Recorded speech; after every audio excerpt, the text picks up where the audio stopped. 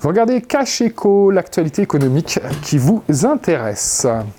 Alors, il y a un dicton qui dit « Si le produit est gratuit, eh bien, c'est que vous êtes le produit » et plus particulièrement vos données personnelles que les entreprises de la tech moyenne pour générer des revenus.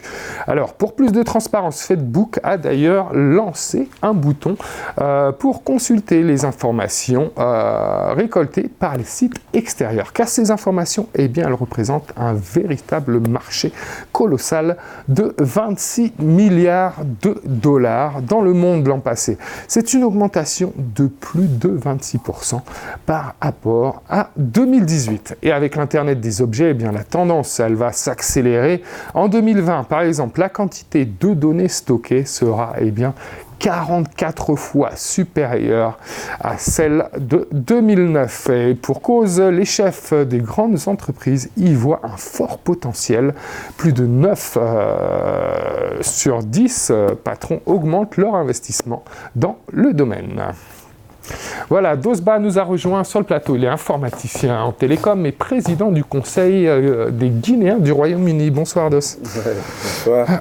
Alors, quel type de données personnelles intéresse vraiment les entreprises ? Tout d'abord, il faut définir qu'est-ce qu'une donnée personnelle. Donc, une donnée personnelle, c'est toute information qui identifie directement ou indirectement une personne.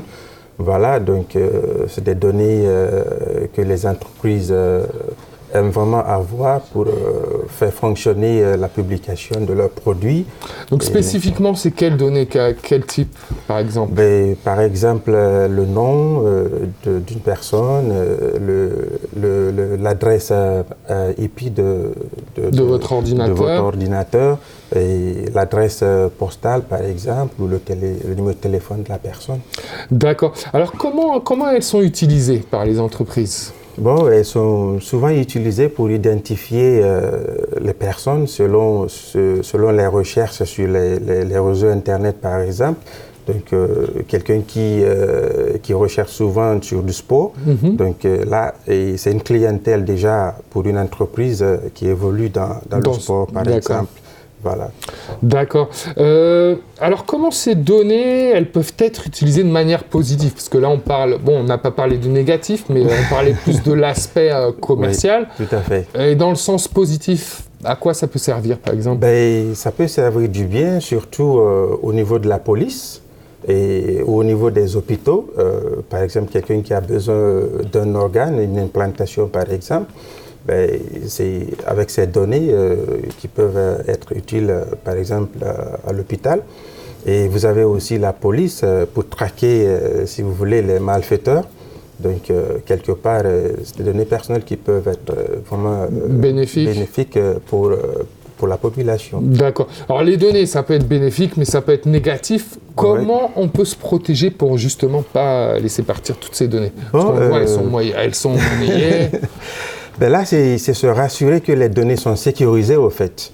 Et il faut qu'il y ait une transparence au niveau des entreprises, et que ce soit privé ou public, et qu'on se rassure une fois qu'on a nos données dans le système, que le système où on a introduit nos données, que ce système protège nos données, que ça ne tombe pas dans les mains de n'importe qui, par exemple. D'accord, mais souvent, on le voit avec Facebook, par exemple, ces données, elles sont revendues à un site de third party sans qu'on ait notre mot à dire. Oui, tout à fait. Donc là, c'est très difficile de se protéger, c'est possible ou... C'est très difficile de se protéger à ce niveau parce que vous ne savez même pas si vos données sont revendues ou pas à une partie tierce. Donc, c'est pourquoi je parlais de transparence tout à l'heure, parce qu'il faut que ces entreprises sachent que ces données ne sont pas à revendre. Et c'est des données personnelles à des personnes qui ont cru à leur système et donc d'utiliser leur système. Donc, il faut aussi protéger leur système, leurs données, j'allais dire. Et avec Facebook, il y a eu pas mal de divergences souvent autour de la protection des data.